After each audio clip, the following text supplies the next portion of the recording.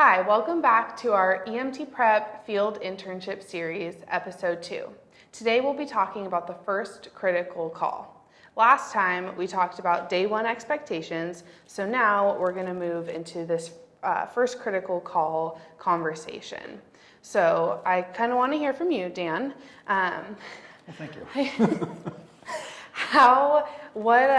When you were like thinking back on your first day on the job, your first, couple months, what was it like for you for your first critical call? Terrifying.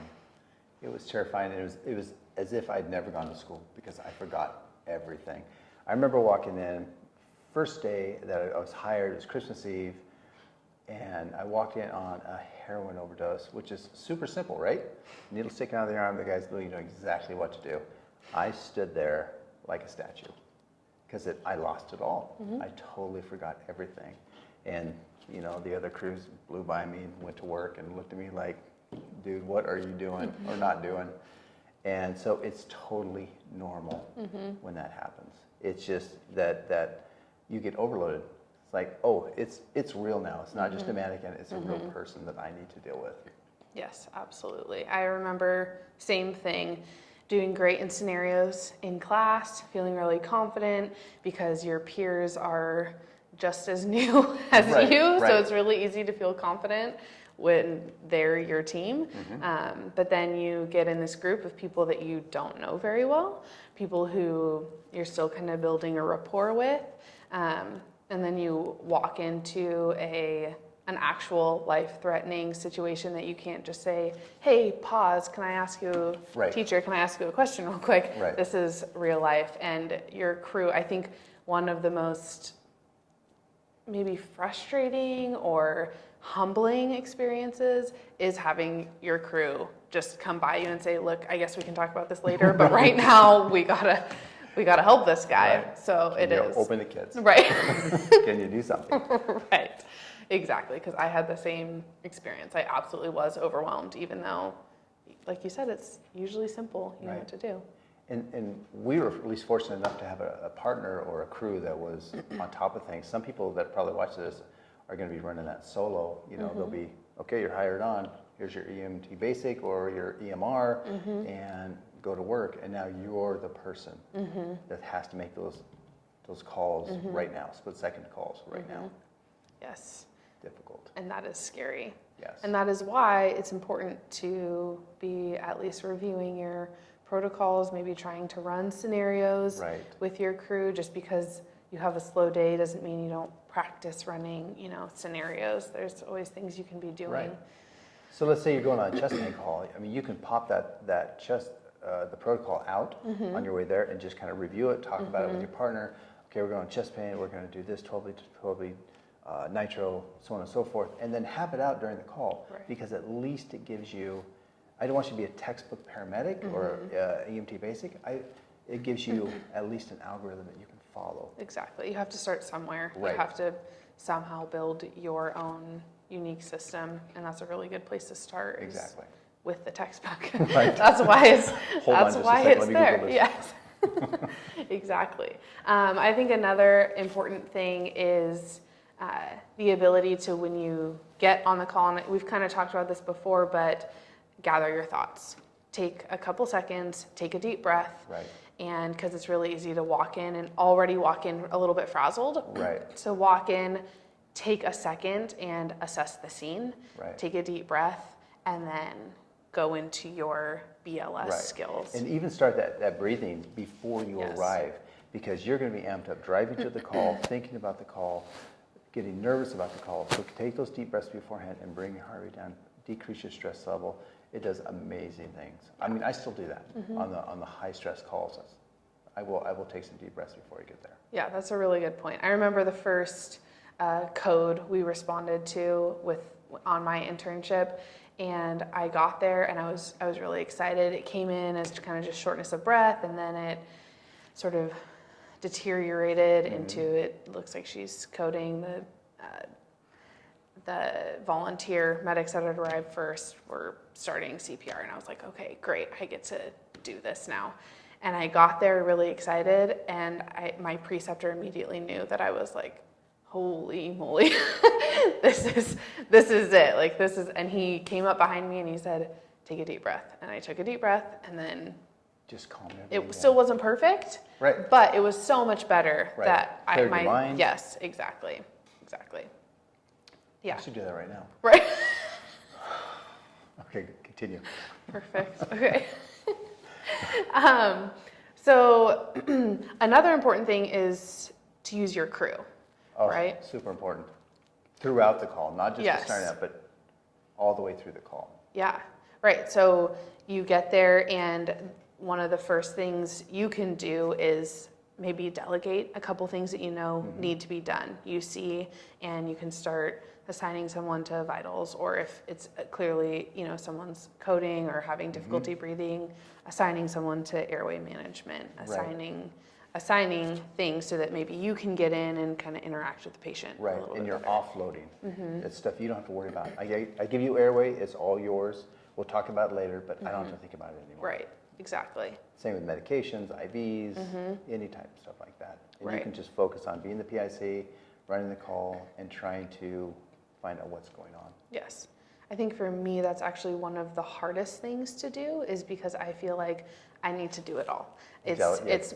I'm the one in charge, so I need to start the IV. I need to be managing the airway. I need to do Right. this. And I have, 1, 2, 3 people, depending on how many crews are coming, maybe more, standing around. It's Right. like, use those Right. people. Because and if you get task oriented, you totally lose sight of what's going on. If you think of you take a trauma into the trauma bay, the trauma attending, he stands at the foot of the bed, his arms are crossed, and he is just asking questions and delegating. Absolutely. He's not in there doing the chest tubes, he's not doing the airway, he's assigned that out. But now he has the big picture. Absolutely. Yeah, and like you said, throughout the call. So that doesn't mean you can't check in. In fact, you Right. should be Right. checking in with each one of your crew members. And as things come up, they've started the IV already. Okay, so the next thing you need is, now you need help with the airway management, or now you're going to need to Right. go get the backboard, or you're going to need to start splinting things. So now you can delegate the next person. So keeping that fluidity, having all the crews constantly, or all the crew members doing something, or now the family needs to be interviewed, or that Right. bystander needs to be managed, things like And you're that. thinking one step ahead. So you're Right. thinking, what's the extrication plan? Right. What if he goes into cardiac arrest? I mean, do I need more people on scene? Right.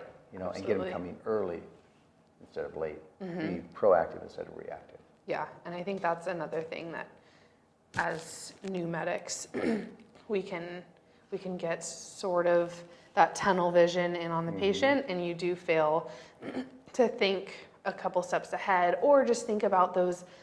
I almost think of them as like the administrative things, those Right. extra resources, Right. and calling perhaps law enforcement, Right. or all those other resources that aren't, solely the medical tasks at hand. Right. You still have to keep all those in mind, just that communication with all Right. those entities is really important. And remember the families there, and they are a great resource, and they're patients as well. So Yes. you need to assign someone to them. Absolutely, yeah. And so there's also the point where we get to some critical patients, and we've worked really hard, but we have to have kind of an end game in sight. So Right. how long are we going to stay on scene? How, depending on how critical the patient is, how much do we do there? Do we just load and go? We have to kind of have a plan for that. So why don't you speak to that a little Right. bit? This is where, different protocols are going to go in, different agencies do things differently. Where I work now, if we have a trauma patient, let's say, if they need to be decompressed or they need to have a tourniquet placed, we'll do that on scene. Anything else that breaks the plane of the BLS is done in the back of the ambulance en route to the hospital. And so that's a big step for us. We used to just stay on scene and do the RSI, and they need a trauma center. Right. They don't need me. Right. Not As great as you are. literally, right? So hard stop. That's what we're talking about. Yes, thank you. So have that hard stop. Like, okay, guys, this is what we're doing. We have a cardiac arrest. He's in asystole. We're going to do another round of ACLS. We'll check our end tidal. While you guys do that, I'm going to talk to the family, kind of prep them for what's going on, and see and kind of gauge the reaction. Right. And then if everything goes well, we'll stop at that. Yes. Very important. That is very important. And that's something I think, another thing I for sure struggled with is knowing when is the appropriate time. And that's something that as an intern, we can have those conversations preemptively with our preceptors, what they like to do, how they like to handle, because a trauma is going to look different than a cardiac arrest. It's going to look different. There's such a variety of calls, and they're all going to look a little bit different, and how long we spend on scene, what we do on scene, and what we do in the back of the ambulance. So having that conversation with your crew beforehand, and then also relying on them even on scene. It's okay if you say, hey, I'm thinking it's time to go. What do you think? Asking them those questions, because you're not going to know everything. Exactly. And we still don't. Right. Even 30 years into it, I'm still asking, okay, we've done this, and this. Am I missing anything? Is anyone going on a different path? Use all of your people, even the brand new people, because maybe they have a different view on this. A different eye always helps. Yes, definitely. It's okay to bring in lots of opinions. Check your ego. Yes, I think that is a big thing too. And it's ego. It's feeling like you have to put on this front of being, I'm not the green medic. I know what I'm doing. But you don't usually. You might have a lot of the textbook knowledge. You might know a lot of stuff, but like we're talking about, actually handling the emergency, that's something that it gets better with repetition. So deferring to your crew is good. Obviously, as you're nearing the end of your internship, things change and you should be making some more decisions, but really, even like you're saying, 25 years, you still want to bring in every resource you possibly can, because why else are they there? They're not to help. And I know one thing that I also would get caught up in is the emergency itself, the environment of the emergency, not being able to take a step back and seeing the tasks that need to be done, but just getting caught up in kind of the chaos of it all. So how have you sort of managed that? So I liken it to walking into a cyclone. You could walk in and just go whoop, and then you're all spun up, and so I don't know if it's family with law enforcement, fire department, EMS agency, the hospital. If you can just stand back and look at them and be that calming force, that calming person that comes in and just has that, can bring the whole scene down, it will make huge changes on the outcome. Yes. Absolutely. So, yes, don't get caught up in the emergency. You can be inside, you can be going, oh my gosh, this is horrible. But on the outside, just as calm as can be. It is amazing what one or two people who just at least seem confident can do for a scene. Because if you just look like someone who can answer the questions, make the decisions, and just take a few steps forward rather than getting, again, kind of riled up, all of a sudden it will bring the whole situation down. I mean, that's the case in really all areas of life, right? Like, we can all relate to that.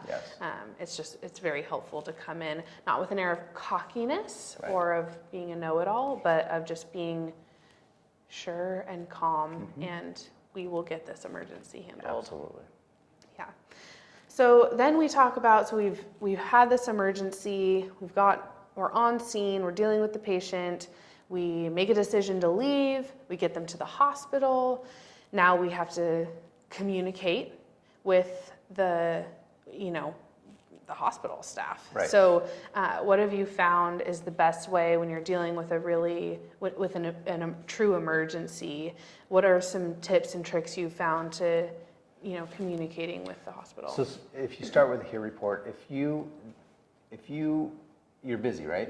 So you just want to give This is medic 1. I have a 45-year-old male, gunshot wound to the head, GCS 3, vital signs are, boom, we'll be there in 5 minutes. That way they know exactly what team to assemble, how long it is till you're coming in.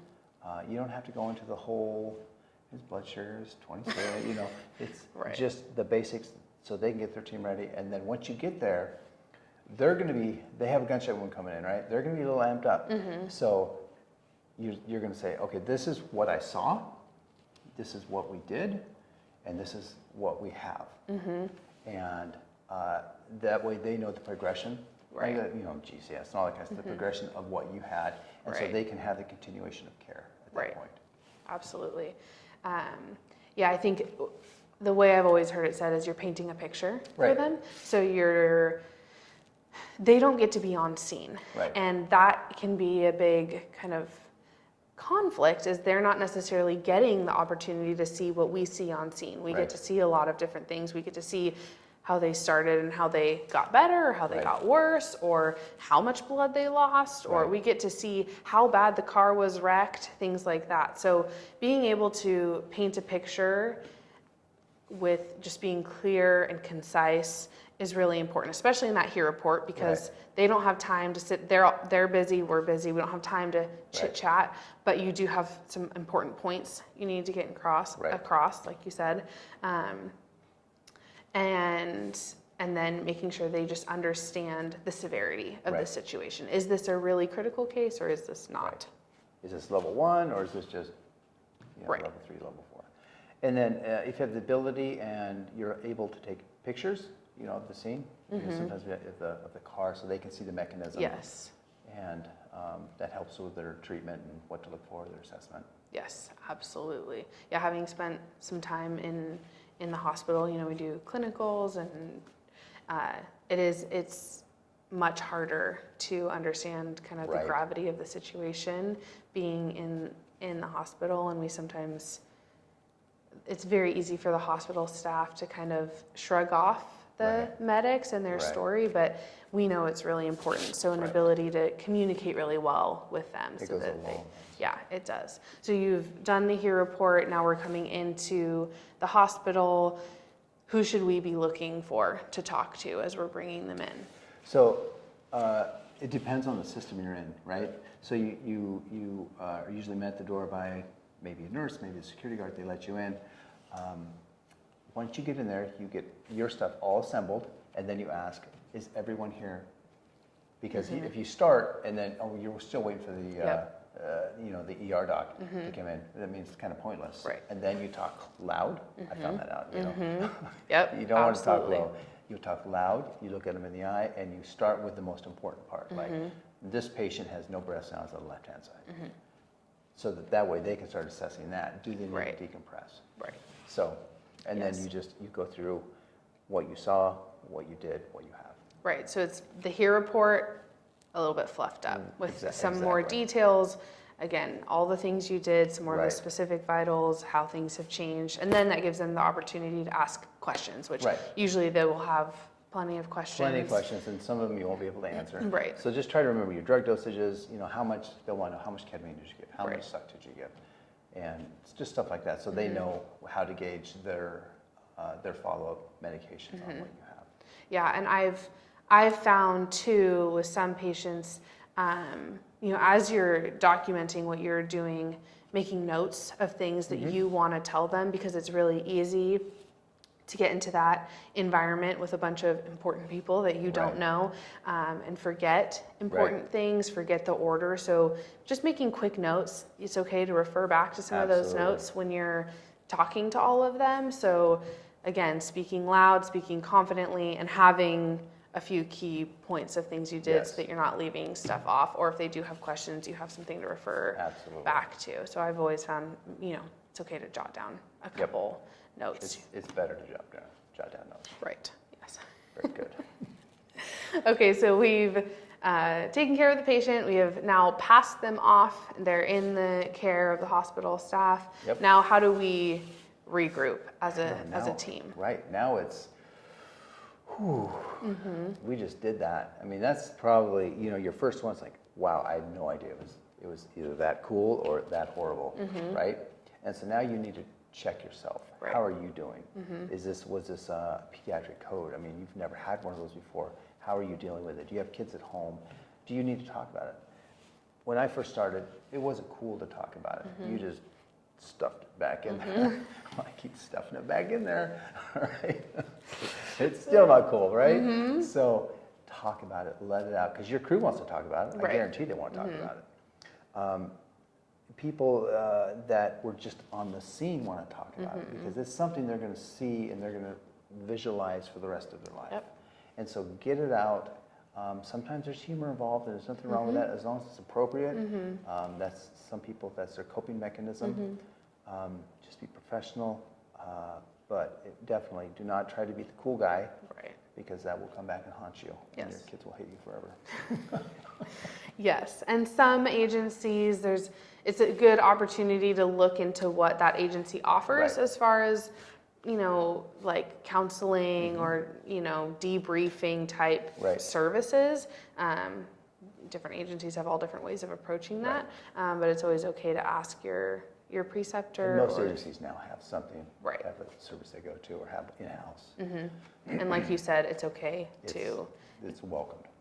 to talk about those things, because the last thing you want is a medic who has stuffed it all down and then, like you said, becomes burnt out or just kind of crabby Right. or broken down themselves. Right. So that doesn't help anyone. Right. So it's okay to talk about it and talk to your crew about it. And one more thing on that note, if you messed up, you messed up. Talk Right. about that, because if you messed up there, I learned more from my failures Oh, than yeah. my successes. So Absolutely. take it, learn from it, write it down, teach it to someone else, and you won't do it again.